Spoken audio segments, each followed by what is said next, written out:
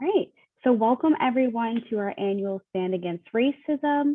The Stand Against Racism is a national annual campaign put on by the YWCA USA to raise awareness of the negative impacts of institutional and structural racism in our communities and collectively build community amongst those who work towards racial justice and equity.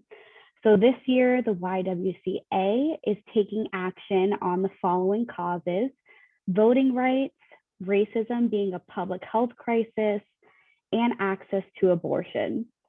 So at the heart of the event today will be breathing life into data, collectively calling for equity and justice in numerous spaces, and networking with peers.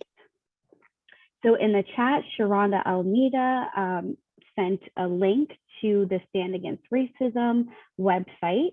And I did want to introduce myself. So I'm Tiana Lawrence. I'm the program associate at the Mel King Institute, and I will be leading today's session. And I do want to give Sharonda Almeida the chance to introduce herself as well before we move on to the agenda. Thanks, Tiana. Good afternoon and welcome everyone to our annual Stand Against Racism. We're so sorry we're not all together to see you all, but glad you've taken some time today to join us on yet another Zoom call. So I think it'll be well worth your time. We have Tiana's planned an excellent dialogue with our presenters and panelists today. So welcome. Thank you, Sharonda. So next I will be reviewing our agenda for today. First is our welcome. I'll be going over some community norms. We like to ground our conversation in the 4 levels of racism, so I'll be reviewing that. Then we will have a report overview from Francis from the Building Movement Project. And we'll have our panelists for today, Maria and Vanessa. We'll then move on to a large group Q&A, so you have some time to ask questions to our panelists today. We'll be moving into breakout rooms so you can network amongst peers, and then we will have a closing. So I do want to note that full bios for our panelists will be sent in the chat via email following the event, but please feel free to share introductions in the chat. So I will add that in the chat, some questions if you would like to share.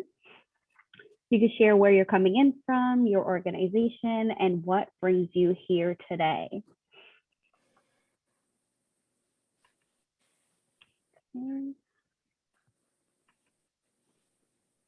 So to review some of our community norms today, the first is the growth zone. So having a willingness and a curiosity to learn and grow.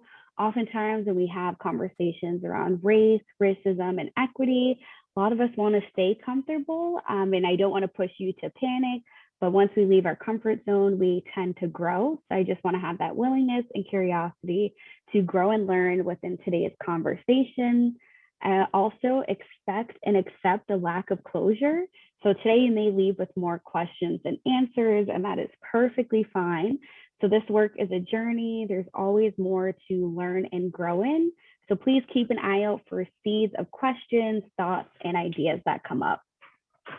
We also have step up and step back. So we want you to be a part of the conversation, but also allow others to have space to talk as well. And lastly, listen deeply, which is listening for understanding, not to prepare your rebuttal. And don't interrupt other folks as they speak. Try to acknowledge what you've heard before you go on to make another point.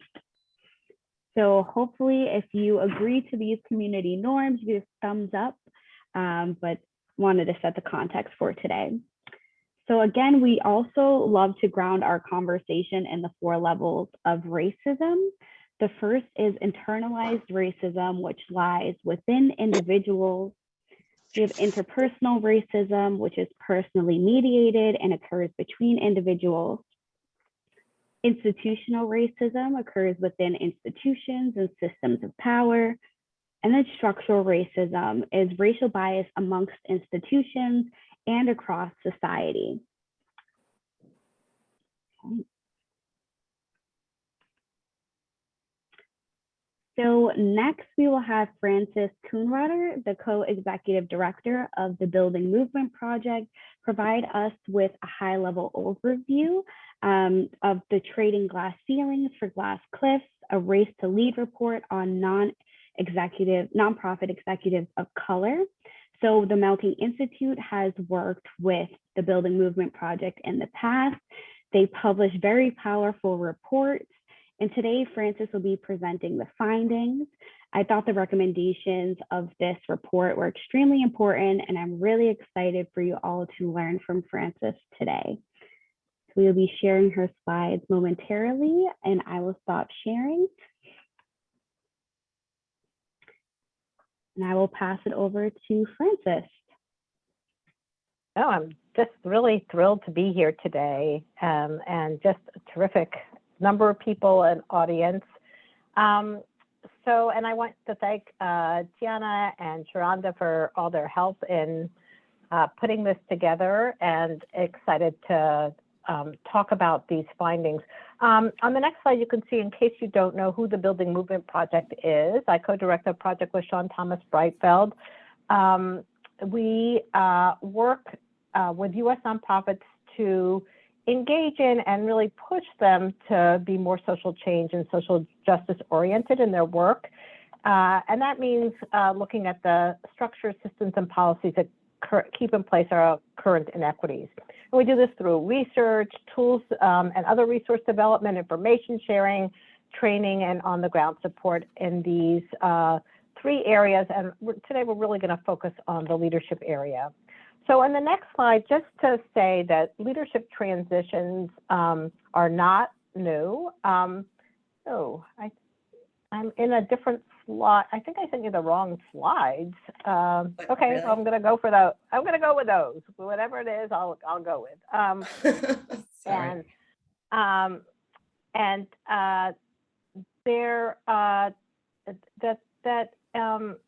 That they really look at, and we have in the past looked at generational changes, changes in the race ethnicity of leadership, expectations of leadership, and decision-making structure. So let's go to the next slide. It's going to be a journey for me to see what the slides are that come up. Let's see what's next.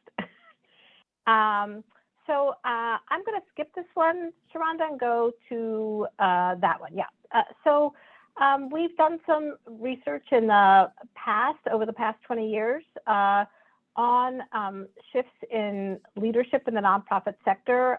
We did a book with Helen Kim and Robin Rodriguez that came out almost like 15 years ago about the future of nonprofit leadership, really saying that new leaders weren't going to act like or look like or have the same ideas as current leaders.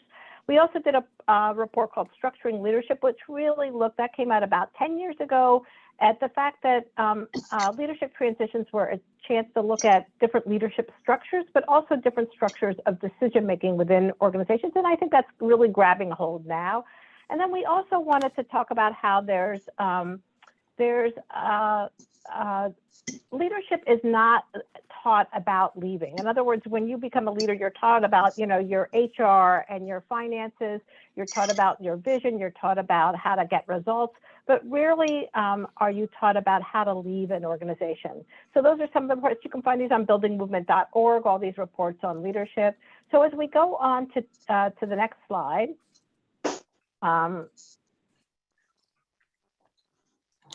just give you a second. I'm going to start today, as Tiana mentioned, we've done a lot of work in what we call the Race to Lead series of reports. We actually have a website called racetolead.org, where we started in 2016 with the question, why are there so few leaders of color in the nonprofit sector? And that was, we did a survey in 2016. We had over 4,000 nonprofit staffers respond to that survey. We repeated that survey in 2019 with over 5,000 people responding, including about 900 plus executive directors and CEOs, which I'm going to report on in a minute with a Glass Cliffs report. But before I get to that, I wanted to just talk about a report we put out last week that we did in conjunction with the Robert Sterling Clark Foundation. They came to us and they said, look, we have 9 organizations that have gone from white leadership to leadership of color, and we want to know, what's happening in those organizations. And so the setup was that there was an interview of the exiting white leader, the incoming BIPOC leader, and then a board member that was involved in the transition. And I want to quickly go through the 4 findings as this interview study, just to give you some context. So first, let's go back to the previous slide for a second. That the first finding was that most of the exiting white leaders and boards were recruiting a leader of color, all actually of the organizations except for one. And that was actually partly because there was internal issues within the staff that related to race and racism of the staff. So it wasn't just an accident, or it wasn't like, let's just find the best person for the job. I think they wanted a leader of color to come in to kind of address this additional issue they were facing with the staff. And on the next slide, you'll see a quote from one of the board members who said that there was this transition that occurred, and but during that transition, they found out that 4 women of color had left the staff within 3 months. And this was a surprise to the board that these women of color were leaving because they were very deeply unhappy. And this was the common issue. They cited they were leaving because of power dynamics and racial dynamics. And if you go to the next slide, you can see that the next 2 findings are that entering BIPOC leaders really had some agencies. They had done their homework. They knew that there were these issues within the organization, so they weren't blindsided, but that wasn't always clear the extent of those issues. It's hard to know from the outside what's really happening internally. And the third finding was that leaders of color were prepared for the kind of internal dynamics, but often they weren't prepared for other challenges. And that was often related to funding. The exiting white leaders would often tell us the funding was great. I've raised all this money. But when the incoming leader, BIPOC leader, talked to us, they were like, yeah, they said they raised all this money, but it was restricted, or I couldn't really use it, or most of it had been spent. So that was an issue facing BIPOC leaders coming into these organizations. And on the next slide, you'll see a quote from entering leader, where she talks about this kind of desire to bring in a leader of color, but then not giving the support that's needed, especially financial support. So she says, everybody's like, yay, especially funders, we've hired a leader of color. And then she says, but in almost every case I know of, the leader of color is taking over a staff that has deep-seated issues of race and gender identity that nobody has dealt with or impacted. So she talks about you step into that role and people are like, I want this solved tomorrow, meaning the staff. And then she reminds us that we don't have the liberty as Black women leaders to say we're going to set that aside and come back to it in a month, that the staff will revolt. And then the last finding, which is on the next slide, is that several entering leaders of color noted that they had this kind of dual responsibility of both taking care of issues but protecting the exiting white leaders. Several of those white leaders stayed in the organization after the transition. And you can see in the next quote how the leaders of color talked about how kind of even the framing of how the leader of color was coming in was focused on the exiting white leader. So she said that there's this emphasis of making space, like, look how we've made space for this person, and how that de-emphasizes the BIPOC leader who comes in and how they take space. And as she puts it, there's a lot of patting ourselves in the back. I, as a white leader, or we as board members, made space for this BIPOC leader to come in. But actually, you didn't make space for the BIPOC leader to come in, which is important. This BIPOC leader came in and took space. So those are the findings from the Making Space report. And I want to move on and to the next slide to talking about the trading glass ceilings for glass cliffs. There were 5 findings of that report, which I'm also going to go through briefly, hopefully not moving too fast. You can also download the report from our website if you want to know more. But before, at the next slide, you can see before we get into the findings, I just wanted to acknowledge where these terms come from. First, the glass ceilings term came really in the 70s and 80s when mostly white women were entering corporations, and they found that they could only go to a certain level in the organization, and there was this invisible ceiling that they couldn't ever get beyond. And then later that was expanded to talk about people of color facing also the similar barriers, as you can see from this quote from a commission. The CLIF was coined, the term was coined by English researchers in 2005, but really it's a decades-old phenomenon that leaders of color come into organizations, and sometimes women or other people who have not had the opportunity to lead.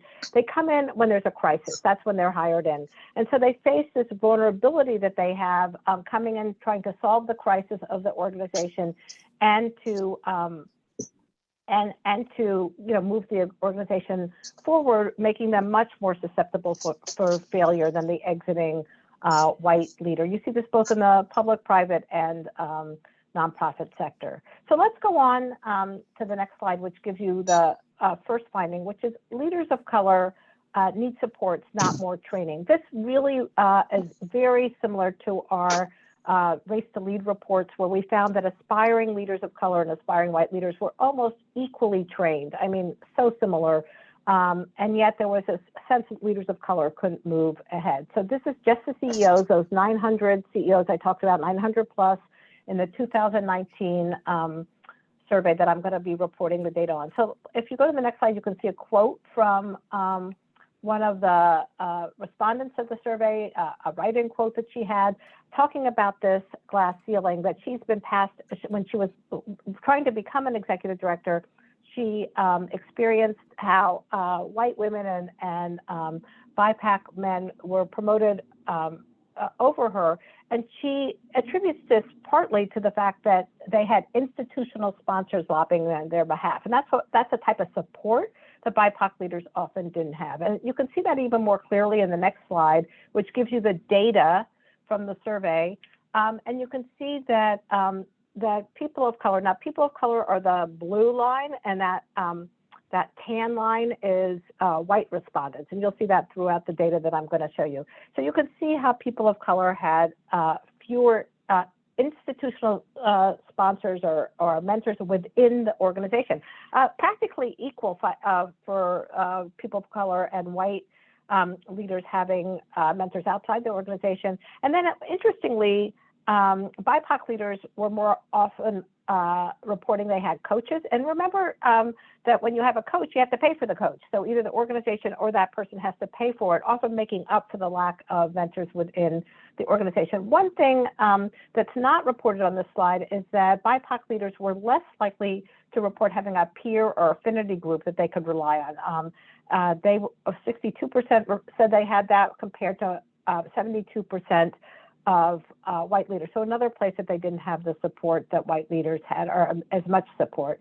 If you go on to the next slide, just to reemphasize about the training. So, this equal training that we see, and yet we still get questions, and we still hear funders talk about BIPOC leaders not having the financial management skills or budgeting skills, yet the training for at least the CEOs in our study was practically identical.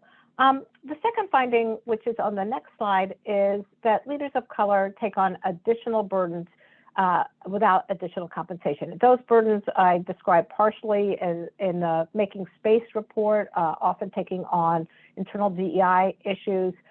And you can see in the next slide how, and this relates to this idea that people of color need to prove themselves even though they're equally trained. This is a Black male leader respondent writing into our survey how he had to go into debt to really get these extra credentials he felt like he needed in order to become a leader. And that is not just his imagination. What we found in the data is that 70% of BIPOC leaders that followed a white leader had a master's degree or higher. And that was 10 percentage points more than either a BIPOC leader following a leader of color or a white leader following either a leader of color or a white leader. So that was true if you're following a white leader, that you often have to have more credentials. The next slide, you were good. You got good anticipation. I like that. The next slide is that it just shows the challenges that BIPOC leaders face more often than white leaders. These are a sample of some of the challenges: lack of role models, which we've talked about, lack of social capital networks. This is not their personal networks. BIPOC leaders, as we know, are called upon all the time to give recommendations for people on other BIPOC leaders, but social capital networks to advance the organization, often with funders, the stress about being called upon to push DEI in the organization. The next slide kind of shows you this last two things, the salary not being high enough. No, you're perfect. Salary not being high enough and being paid less than other colleagues. We're going to return to that, but that was really a particular gap, and it really talks about the extra burden that BIPOC leaders are taking on, where they aren't compensated, don't feel like their salary is higher enough, or that they're paid less than other people doing the same work. So the third finding is on the next slide, which is leaders of color of identity-based organizations have distinct demands. Actually, all leaders of color, leaders of identity-based organizations have distinct demands, but more so for leaders of color. Why is that important? If you see on the next slide, when we asked people the type of organization they led, 55% of people of color said they led an identity-based organization. So what do we mean by that? A immigrant organization run by people who are immigrants themselves, a Black organization focused on the Black community run by, mostly run by Black people. So, and that also includes any race, ethnic community, immigrant community, LGBT community, if that's their main focus and that's their main staffing. And the contrast between people of color running identity-based organizations versus white leaders is really evident in this slide, with only 22% of white executive directors running any sort of identity-based organization. The thing I want to say about that is that there's two aspects to that for leaders of color that we found in focus groups. One is that's where people of color have opportunity to run a race-based organization that can become an executive director, where it might be much harder to become an executive director of a white-dominant organization. But the second thing is that might be where your passion lies and what you want to do. And so either way, you shouldn't have to face more barriers when you run an identity-based organization. So the next slide kind of shows some of those barriers that we're talking about. This is a Black woman who runs a organization focused on Black and brown clients, and she talks about the discrimination she faced in funding opportunities regardless of the quality of work. And that was really echoed by so many of the people that people of color, in the people of color focus groups that Sean led. The next slide gives you some more data on this, so the left side is people running identity-based organizations. Again, people of color and white people running identity-based organizations. And the right side is all other organizations. And you can really see the lack of the increased barriers and frustrations facing people running identity-based organizations, and then especially facing leaders of color, even in having an increased workload. What's not shown here is that I want to go back to that salary issue, the kind of how you're paid issue, that we found that EDs or leaders of color of identity-based organizations, almost 50%, 49%, reported that their salary was not high enough. And that was 10 percentage points more than white EDs of identity-based organizations.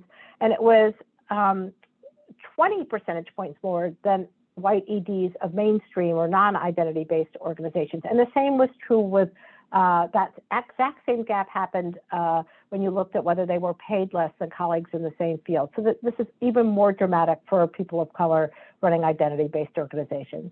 I want to move on now to the fourth finding, which is unique challenges that come for BIPOC leaders following a white leader. And the next slide kind of gives you a sense of how often that happens.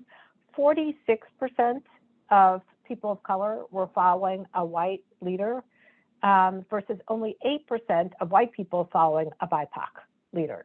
So there's that huge difference. And really, our concern is what happens to that BIPOC leader. We already know that BIPOC leaders are more likely to experience what's called a wait and see from funders. The data showed that more BIPOC leaders reported that funders either withdrew or withheld funding until they saw what the BIPOC leader was doing than they did for white leaders. But let's look at some of the other data, which you can see on the next slide.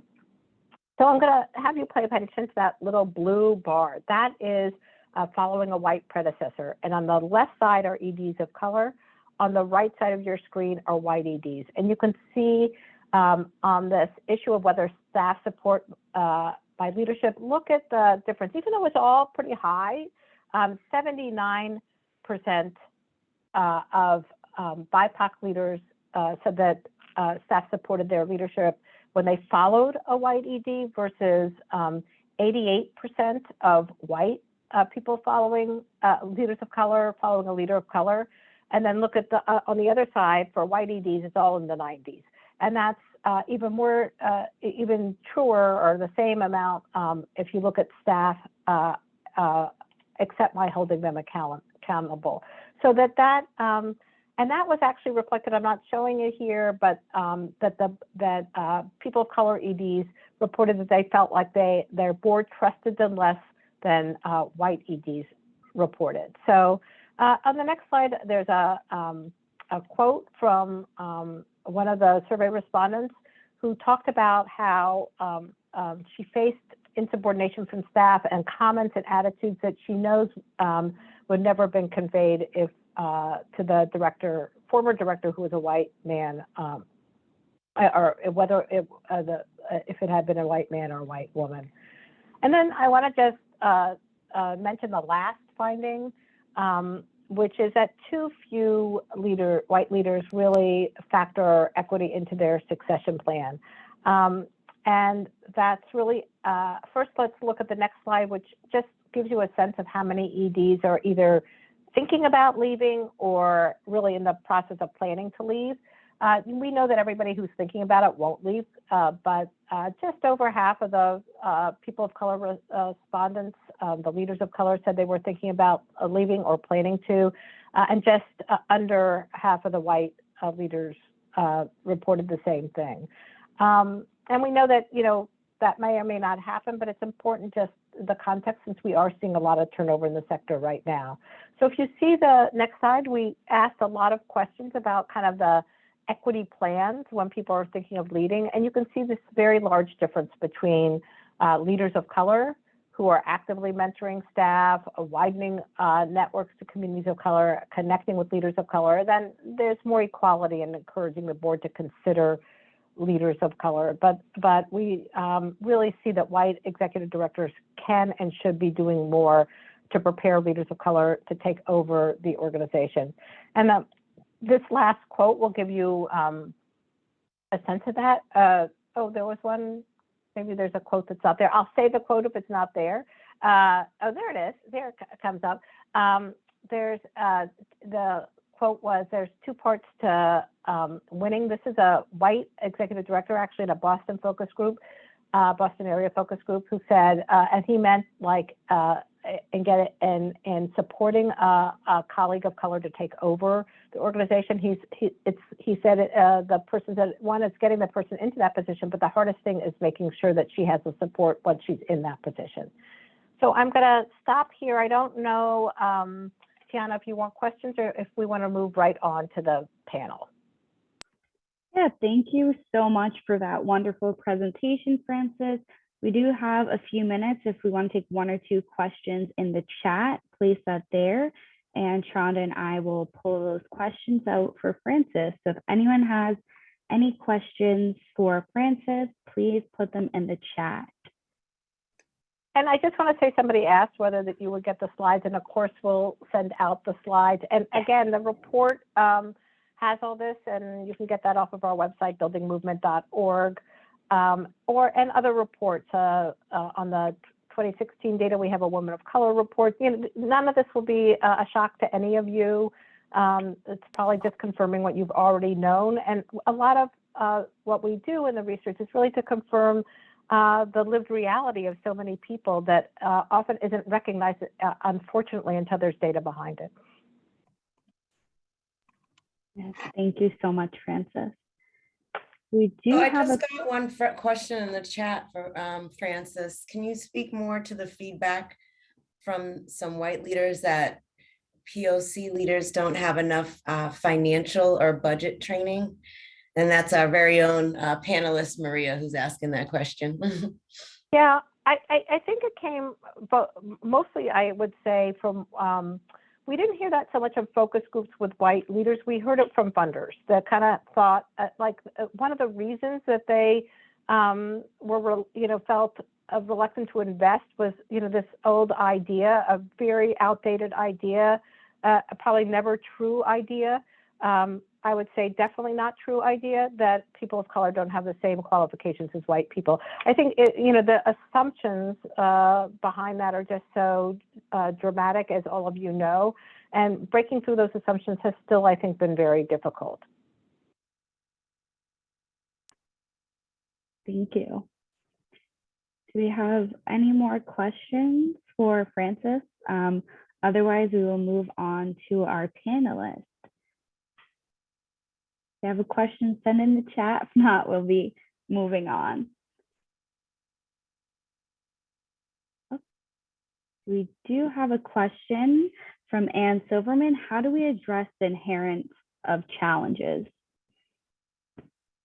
I'm not sure, Anne, exactly what you mean, the inheritance of challenges, but what I would say is I think there's a lot we can do that we don't do. And it's really hard to challenge your mental models because they're so embedded in us. I find that all the time with myself. Like you just come in with these, societal mental models that, here I do this work all the time and I still have them embedded.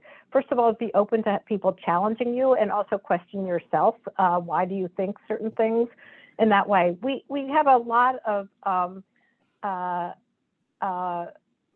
the challenges that people inherit. Yeah. I think this whole, I'm sure no leader of color is surprised that leaders of color are being hired when there's racial strife in the organization. I can't imagine one leader of color here that's surprised by that.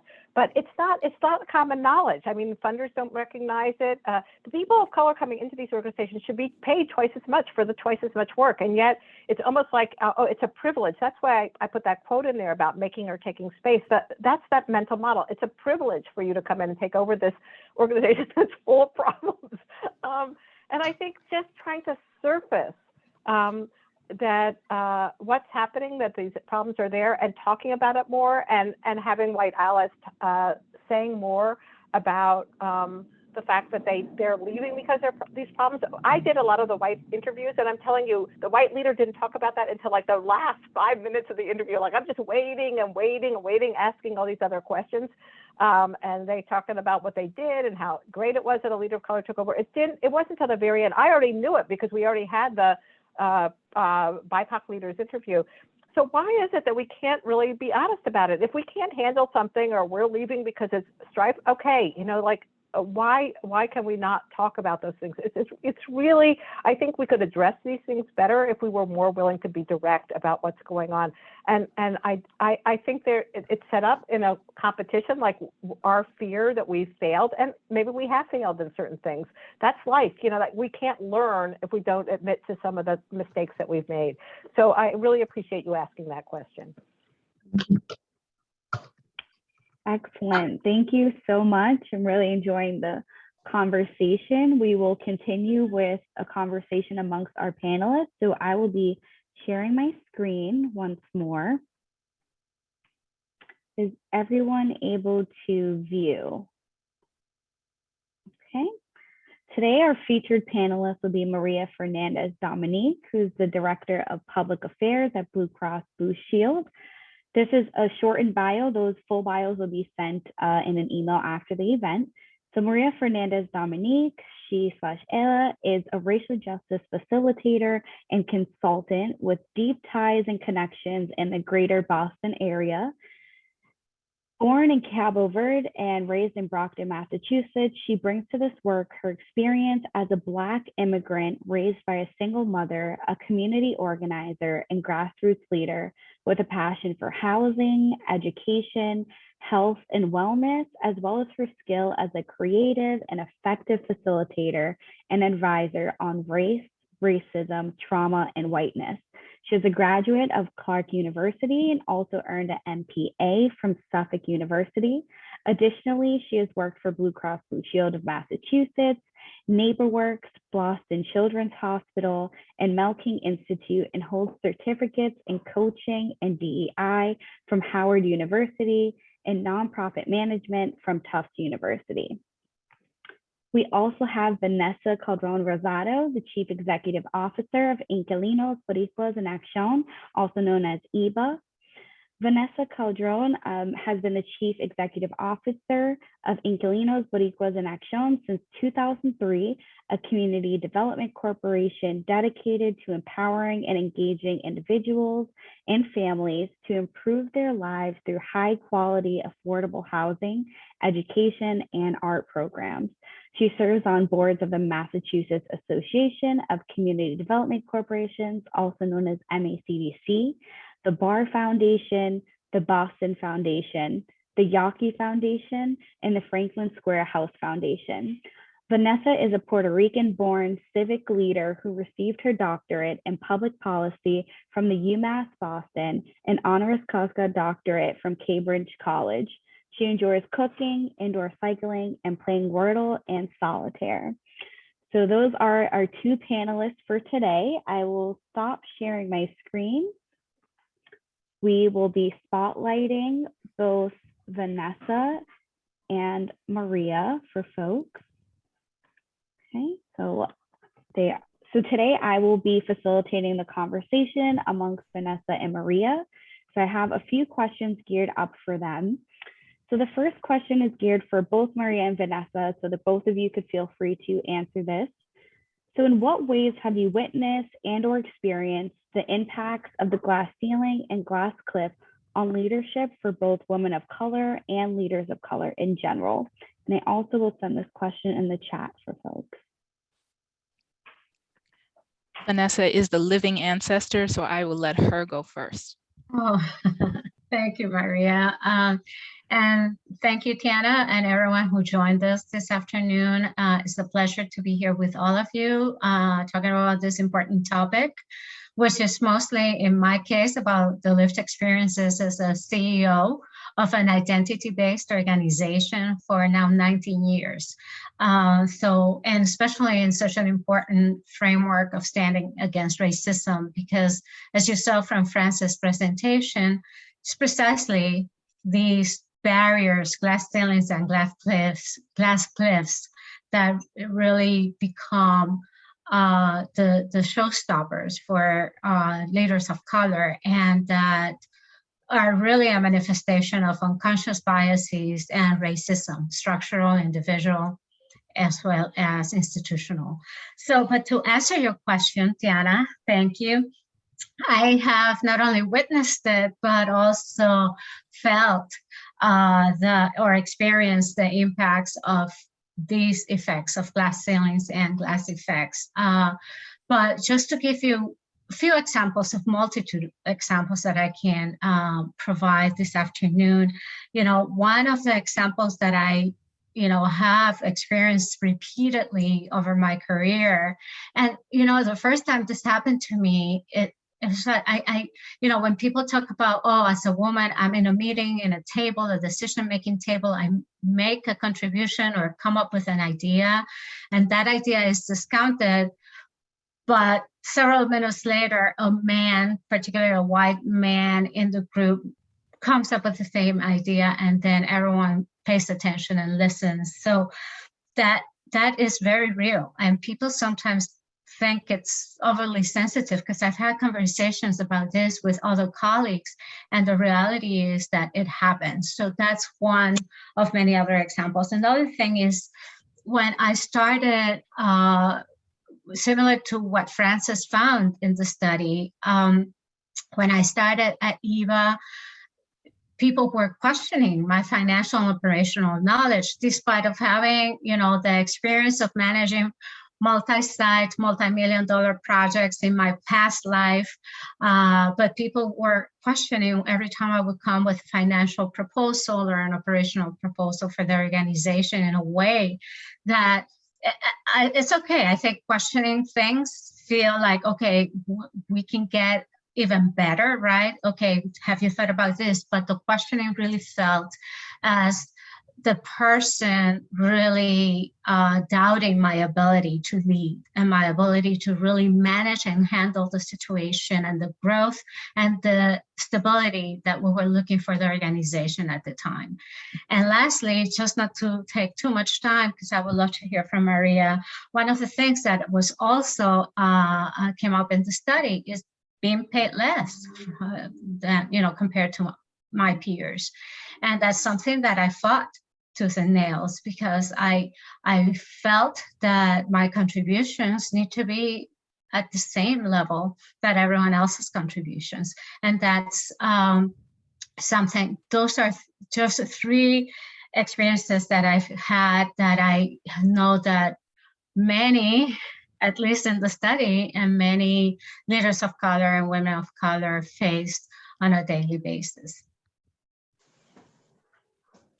I guess I just want to start off by saying that the image of a glass ceiling is one thing, and the image of a glass cliff is another, right? And for me, in my head, I have this image of all of these Black and brown professionals who have told me time and time again that when they get up there, it feels so lonely. And I can see them looking down and just bracing for impact and wanting to hold on and just like waiting for the other shoe to drop, when they will fall off and have no support system at the end. So I just want to say that for me, visually, that sits in my soul and sits in my system when I hear that. I want to say that my experience is both a woman of color, but also an immigrant. And I grew up in this country from the age of 6. And for a long time, I've internalized sort of this narrative of what it means to be an immigrant. So you just put your head down and you follow the rules, and you'll get people will pay attention to you and you'll be rewarded for your work, which has never served me a day in my career. That has been the worst advice that I've ever taken in. So I want to say, in terms of that, I find that for me, the way that I've witnessed sort of the bias and the racism is people often feeling like they have to talk for me. It's so funny because I grew up being told that my English was very good, but now I'm in spaces where people feel like they have to explain on my behalf because Maria's native language isn't English. And it's like, well, I've been here since I was 6, so I'd like to think my English is still good enough, right? Secondly, I want to say that when it comes to the work of D&I, for us people of color, we don't put on a hat on and take it off, right? For us, D&I, whether we're doing it in an organization or in the community, there's an emotional toll that takes on you and on your system. And I wish the same way that we go out to market on a public affairs job or on a tech job, that we would go out to market and pay people for being on the organization's DEI committee, right? Because we shouldn't be doing that work for free, right? And then lastly, I want to say that, one of the things about the report that was just so disheartening for me was that you have to look outside of your organization for mentorship. And that was just, it really is sad, because that is what ends up pulling you outside of the organization, because you're like, I have no support here. I have no sponsors here. I have no affinity group. So that was one of the statistics that just sat with me and is really disheartening. I want to say thank you both for not only sharing examples of lived experience, but also Maria for that imagery of bracing yourself for taking that fall and being on the edge. I thought that was extremely powerful. And what you just mentioned about supports leads right into the next question for the both of you. And that question is, one of the major findings of the report included executive leaders of color need support, not more training. In your experiences leading, particularly as a woman of color, what sorts of supports do you see necessary? Vanessa, please. Yeah, why don't you start now? All right, I can start. So I want to start off by saying that the narrative on training is, I think, just racism, right? I feel like if you come to the table with lived experience and you come to the table with academic background, that's it, right? And you shouldn't need more training, right? And so I find it as code, and for me, I don't like it. I want to say that affinity groups and peer groups, as mentioned in the report, are very, very important. in my capacity right now at Blue Cross, within the last 2 years, I've noticed that there are a lot of these DEI chiefs positions that are popping up in towns and municipalities all across the Commonwealth. And I have seen these positions turn over very, very fast. One example that all of us recently saw in the news was the city of Worcester. They've had 3 DEI chiefs in 3 years. The last one that left pretty much said, I had no support to do any of my goals here, right? And now the city is thinking about bringing in an outside consultant to help them with that work. So I have worked internally at Blue Cross to come up with a community of practice where we will bring these DEI chiefs in community with each other to be able to learn from one another and share best practices and find support. And for me, this is one of the things that I hope will be my legacy when I leave Blue Cross, that I was able to identify this trend and put this community together and give them the support that they need. So those are just 2 things that I would say. Stop talking about training because it's just code, and focus on peer leadership and affinity groups. Vanessa? Yes, thank you, Maria. I would say that a couple of things. First, the support. Leaders of color, every leader needs support, right, to be successful. And in the case of leaders of color, and we saw it in the study, and when we talk about glass cliffs, you're feeling that you're there on your own by yourself, just about to fall off, and we need to change that narrative and really, especially with philanthropy, really think of how do we support the leader and let them, through their lived experiences, determine if they need training, that they determine that. That is not us saying, oh, you need to, like the example I used before, that people were questioning my thinking about the financials or the operational aspects of the organization without really giving me a chance. It was just like, no, this is, they're doubting my ability, and they're just saying, why don't you go take a training, as opposed to letting me lead and letting me decide what is the training that I need? How do I sharpen my skills? What are the things that I think are needed for me to grow and to support the growth of the organization and the growth of my team? Because it's not just one person, right? You want to create an inclusive community and a community of belonging within your organization. So let the leader lead and determine what is that they need and support them with that. And support definitely has to come as financial support, as well as mentoring and sponsorship. Maria mentioned the word sponsor, especially within an organization. It's just not enough to have mentors. I think for leaders of color, we need sponsors, people who would, open the doors, who will advocate for us, who will put us in touch with someone who's influential, who can help us and support us. So all those are the things that leaders of color need to be able to lead effectively and to take the organizations to the next level. And lastly, I think creating a community of learning, creating a community of support with peers. I always think that the answer lies within each one of us. But sometimes we are so busy or so overwhelmed that we are not able to identify. That's right. So busy, you can't do it. Really working. Right. I'm sorry? I think someone's giving you an amen. Yeah. You're speaking to their life. So really creating a community of support and learning in which people can hear you out, your peers, and you can hear them out. I'm sure that's going to be very helpful in finding solutions. One thing that I found very interesting in the report was the fact that leaders of color, compared to white leaders, have access more coaching opportunities, which is great. And I think that's a fantastic resource. And I think that in addition to that, creating that community of peers is important as well. Thank you both so much. There is so much packed into what you both shared. Particularly for me, it was the mentorship versus sponsorship, and being able to acknowledge the difference in that for leaders of color or someone who's, trying to get into leadership positions as a person of color. It's so important to distinguish what that difference looks like, and also that creation of space and community, and being able for folks who don't identify as a person of color to see themselves in this work and see themselves as being a part of collectively making space for folks to thrive. So I definitely appreciate the conversation on that. The next question is geared for Vanessa.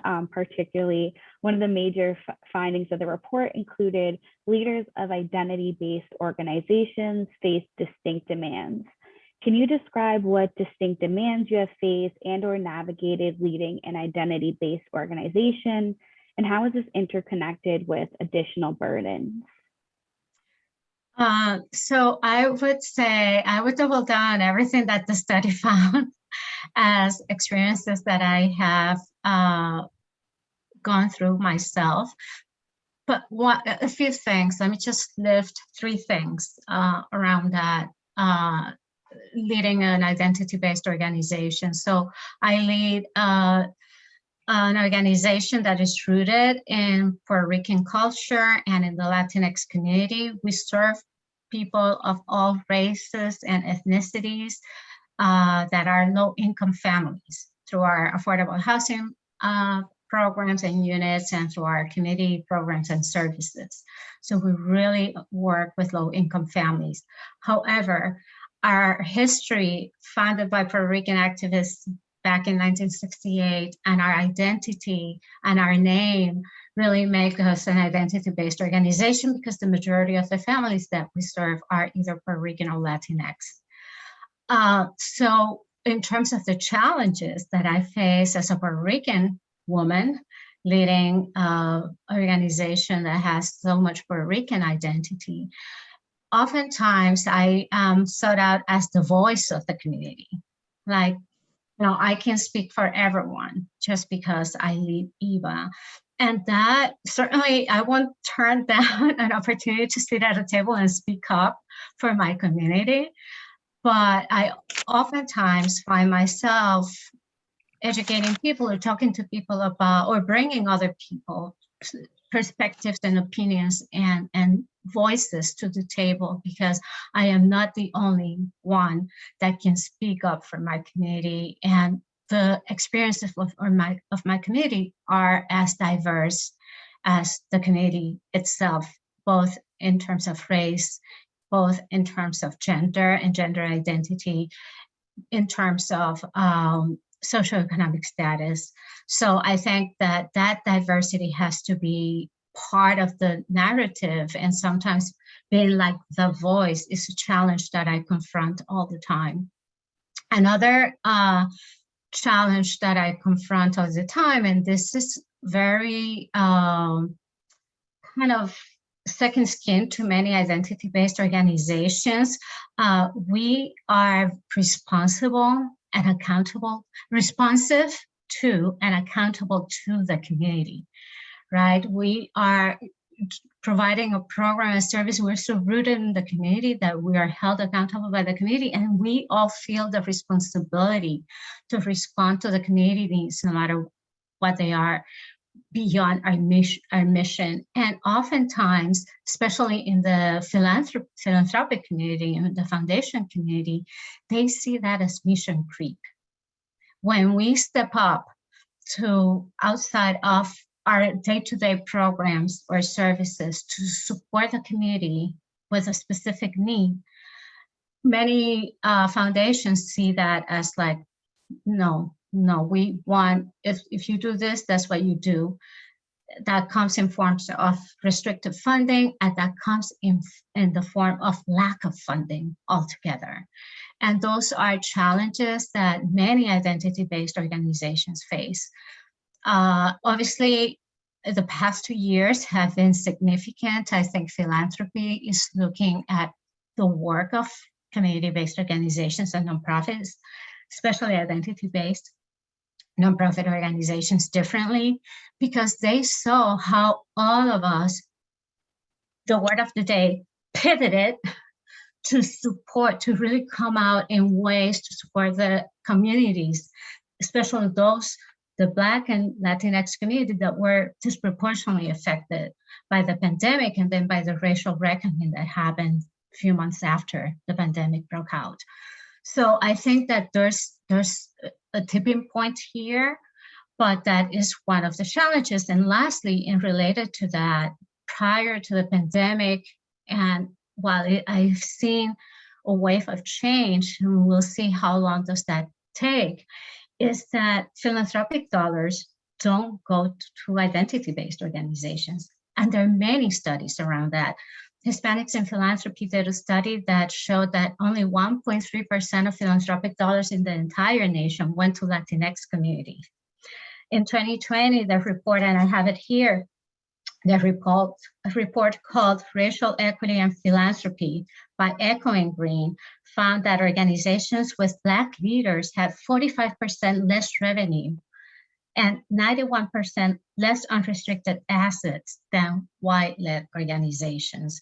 So funding continues to be a challenge for identity-based organizations and for the leaders of those organizations that are trying to build connections to create the change that is required, the social, economic, and equity that is required in our communities. Thank you so much. As you could see, this it's layered, it's complex, and it's also a nuanced environment in which leading an identity-based organization. And while we're on the topic, Vanessa, of you being an executive leader, you said you've been leading EVA since 2003, leads into my next question for you. So typically in the nonprofit sector, we see executive and leadership positions dominated by long tenures of individuals who identify as white and as male. So one of the opportunities to address the glass cliff and ceiling, as mentioned by the report, was support on-ramps and off-ramps for nonprofit leaders. Yeah. So in your opinion, what would those support systems look like for both on and off-ramps? Yeah, that is such a reality. And I can, again, speak from experience as a long tenure leader of an organization on how do you plan your exit in a way that not only doesn't destabilize the organization, you want the organization to go to the next level after you leave, but also to create the opportunities for other leaders of color to step into your space. So I think different things. For the off-ramping, meaning for people like me to get off and move on to something else, I think that there has to be additional support. It's hard. And, trust me, everyone out there listening today, how many times I fantasize with leaving, okay, I'm ready, or I'm fed up, or I'm burnt out, or I want to do something different. But the reality is that I'm still very passionate about the mission of the organization and its work. And I still see the possibilities of, getting to that next project or that next strategic plan or that next initiative. So that obviously keep leaders like me in places for a long time. And the key for leaders like me is to really find opportunities, elsewhere that people can tap, because I'm not that young anymore, but I'm not that old to retire yet, right? So, but are there opportunities out there for me to step aside from this position and step into something else? And there aren't, because of the same challenges that the study that Frances shared just showed. So as long as those opportunities are not there necessarily for me and others like me, we're gonna stick around as in addition to our passion, our commitment to our missions, right? So we need to provide that space and then support us, because obviously, and so I often joke around this. It's like, I don't know where Vanessa ends and Eva starts and vice versa, because it's been so many years that it's just like one and and the other are the same. So really supporting leaders like me to detach from that identity and create their own brand and identity separate from their organization. So I think that's important. Then on the on-ramp, I think that is the responsibility for leaders like me to support the next generation, right? And I always look inside my organization to really think about how can we open the potential? How can we open the opportunities and develop that bench strength for a number of reasons. First, because I know that within EVA, we have the bench strength that if I step away tomorrow, we have the leadership there to keep it going without a doubt. And I could step away and the board was a different thing, but I think, I have prepared them now to be ready for that and take that internal leadership. And boards is a whole different conversation. But another piece is with even younger people within our organizations, how do we help them? Because it might not be that they will grow within the organization to be the CEO or the COO or the whatever, right? The chiefs, but it might be in another organization, whether it's identity-based or not. So giving them those tools, nothing really makes me prouder than seeing someone who worked at EVA, who have gone to, to really do great things outside of EVA. And I think we need to really think on that on-ramp. How do we support them, whether they stay with us or they go elsewhere? And for people who are looking to grow and get onto that ramp, to really be open to the possibility that it might not happen here, but these skills, this support, this sponsorship and mentoring that I'm getting, I can take it elsewhere.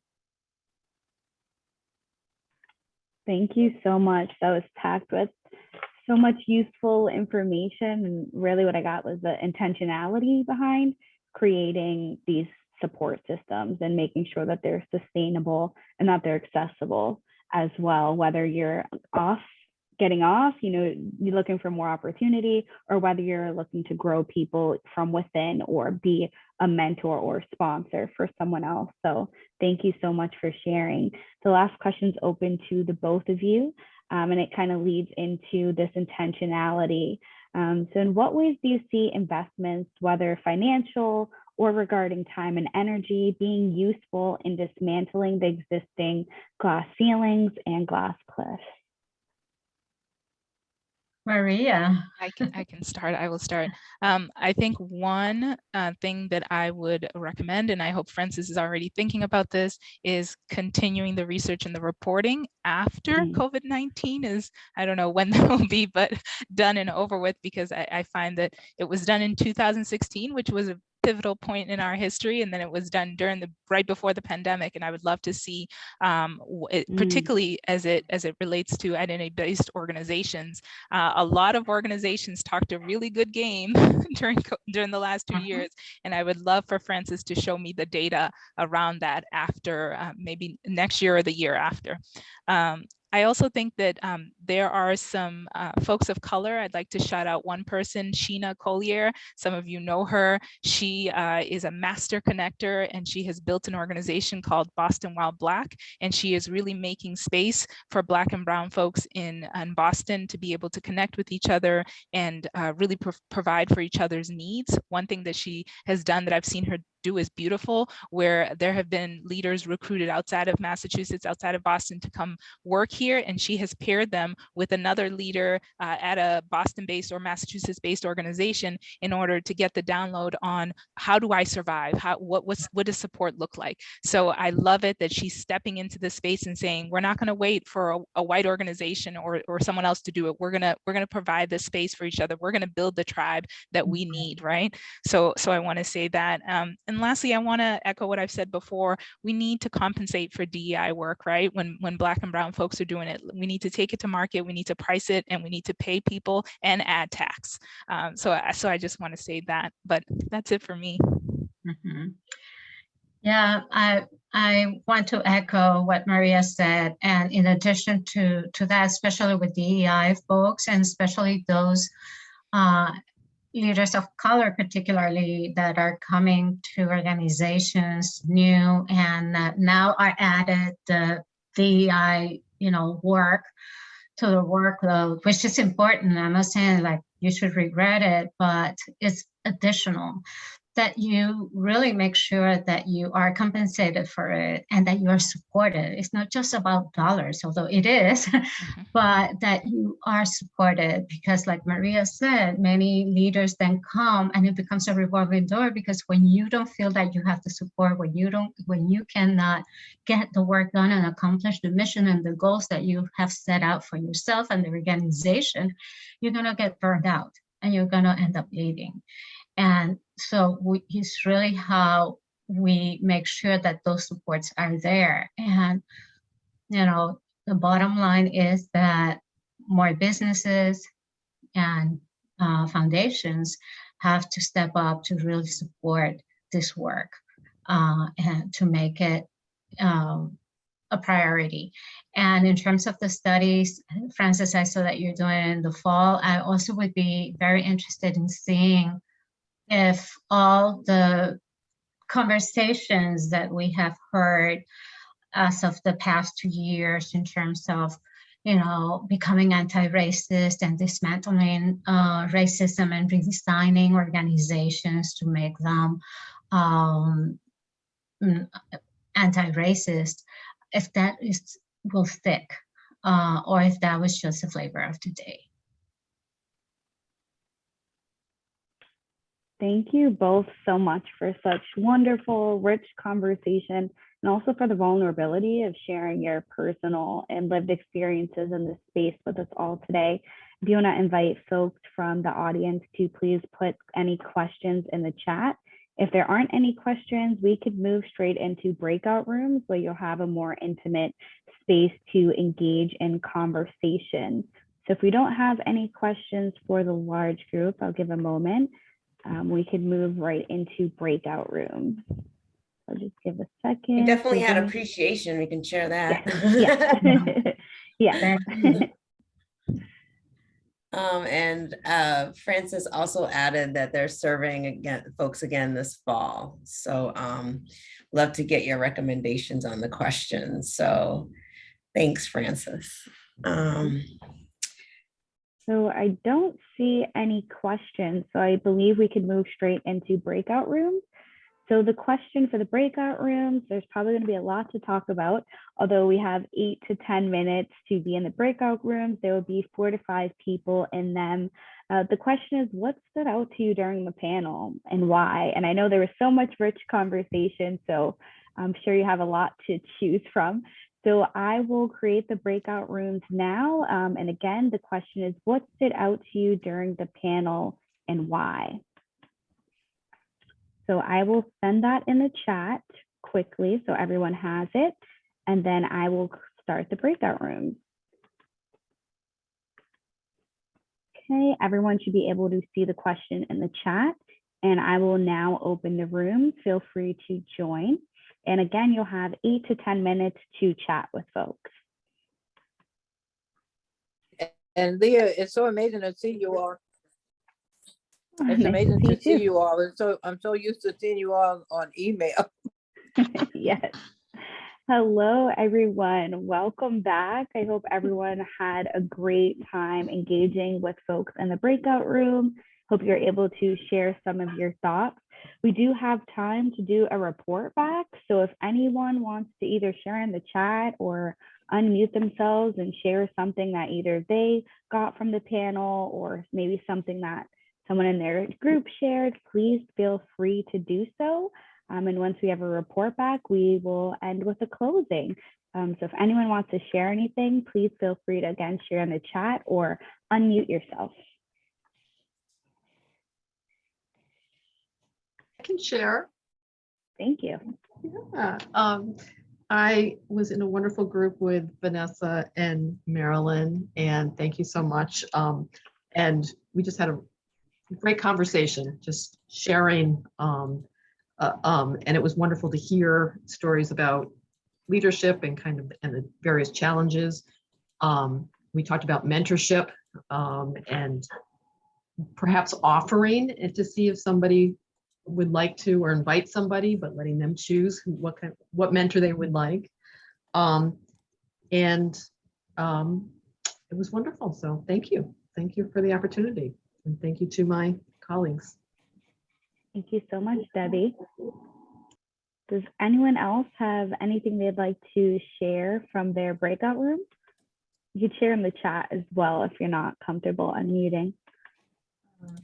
For me, I have fun a lot at work, but I got to facilitate an open discussion yesterday with some of the resident leaders. I work with folks who live in public housing, actually, just talking about their experiences. They're also on the board of their housing authority, so they have this interesting leadership role.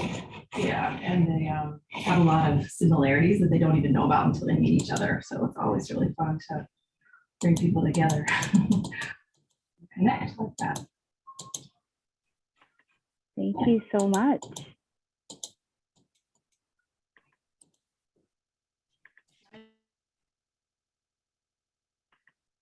Anyone else have anything that they want to share? Yes, I did. Oh, Sharon. My name is Sharon Ridley, and I'm a real estate agent. I work for Start Point Realty, and we're out of Sterling, Massachusetts. But I did want to bring up one of the topics, or one of my passions. I'm pretty central or pretty close to Worcester. So there is a need for housing in the Worcester communities. I know there's a lot of programs in place that are like for economic development. They have revitalization projects and initiatives.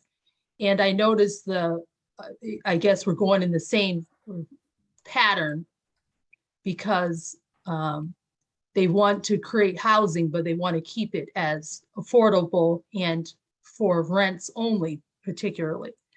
Now, in most of these communities, if people of color aren't allowed to own or have stake in the community, they're not going to have a vested interest in the community.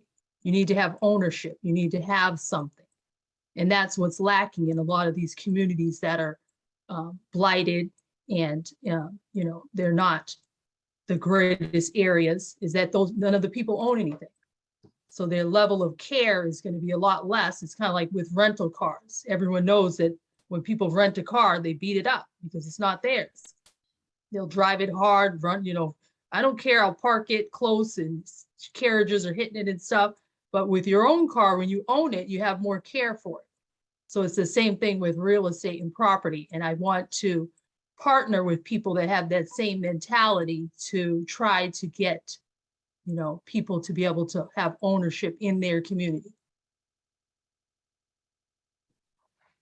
Thank you so much, Sharon. We do have 4 minutes left, so I just want to thank everybody for sharing their thoughts. I hope the breakout room was enough to get the conversation started amongst your peers, network a little bit. So I do want to thank again my panelists, Maria, Vanessa, and also Francis, for sharing their thoughts, providing an overview of the report today, and really the vulnerability on sharing lived experiences. That's something that takes a lot of heart to do. So I do want to thank each of you for being able to share that with today's audience. I do want to pass it to either Maria, Vanessa, or Francis if you had a last word that you'd like the audience to leave with. And if not, I could take it from here. Tiana, I just wanted to thank you for bringing us together, for curating a space for this conversation, and for being the dynamic Latinx leader that you are.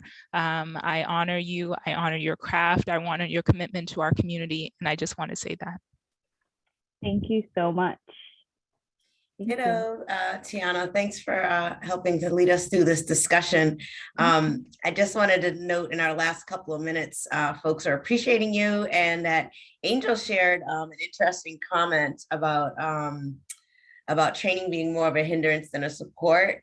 And what was said is likely it is key for BIPOC leaders to be able to experiment and to try out their way of leadership. And I even admitted in my small group as the director of the Bell King Institute, I'm like, I know, I kind of think the same thing. People are just trying to avalanche BIPOC folks with training. And I believe in training. I'm a lifelong learner. So you're right. How can we experiment with other opportunities? And I'm glad that you all were here as part of this conversation to start to think about that. And hopefully you can bring that back to your organizations and communities. And again, I'd like to thank the panelists, Francis and Tiana, for helping us have such a stimulating discussion. Thank you, Sharonda. Vanessa or Francis? I just want to echo the appreciation for you, Tiana, and Thank for the you. Milken Institute, Sharonda, and the other team members that put together this opportunity in this space today for us to talk about such an important topic, much more to discuss, and look forward to learning more about this and to continue to create change in our communities and opportunities for training that is led by the leader, not by the external people. Thank you. Francis, did you have a last word? It's all been said. Thank you, Tiana, and thank you, Sharonda. Great. Thank you so much, everyone, for coming out to our annual Stand Against Racism. Again, we will be doing this next year. Stay tuned. I'd love to have you all come back and to continue this very essential, very necessary conversation. And thank you for creating this collective learning space. So I hope everyone has a great rest of their day and looking forward to connecting with you all soon. So thank you.